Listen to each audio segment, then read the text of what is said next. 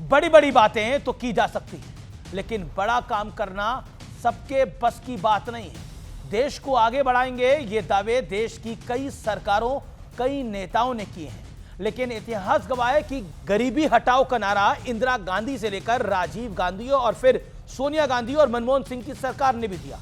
1971 से लेकर 2014 तक, यानी 43 साल तक देश में एक ही पार्टी की ने केवल गरीबों को सपने दिखाकर वोट हासिल किए। इस दौरान साल बदले, प्रधानमंत्रियों के नाम और चेहरे भी बदलते गए।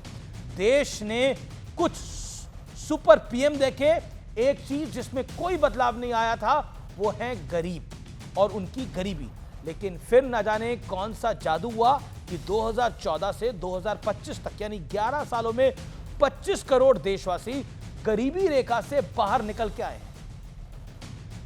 और यह बदलाव बड़ी बड़ी बातें करने से नहीं, जमीन पर काम करने से होता है। नमस्कार व्यूअर्स, मैं हूं अमीश देवगन।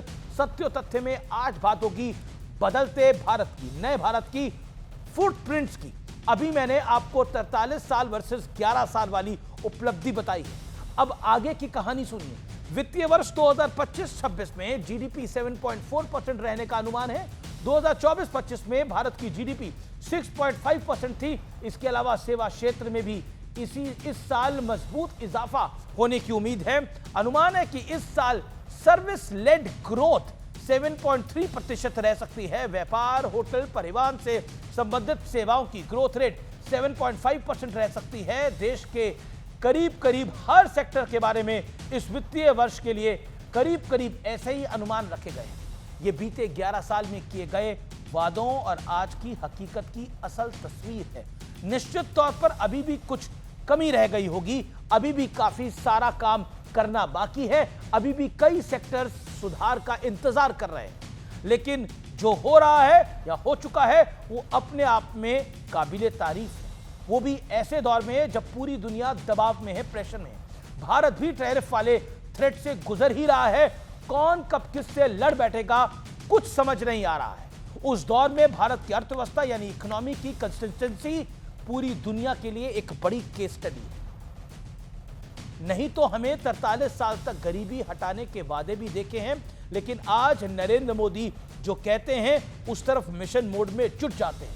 2025 में मोदी सरकार के अधिकतर फैसलों ने यह स्पष्ट कर दिया कि भारत की रफ्तार धमकियों वाली बेड़ियां कभी नहीं रोक पाएंगी। प्रधानमंत्री नरेंद्र मोदी ने भी एक्स पर पोस्ट कर इस बात का खुला ऐलान कर दिया कि भारत अब रुकने वाला नहीं है, थमने वाला नहीं है।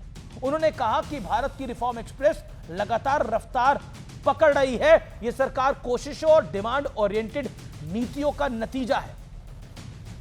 प्रधानमंत्री नरेंद्र मोदी का मूल मंत्र है परफॉर्म, रिफॉर्म और ट्रांसफॉर्म।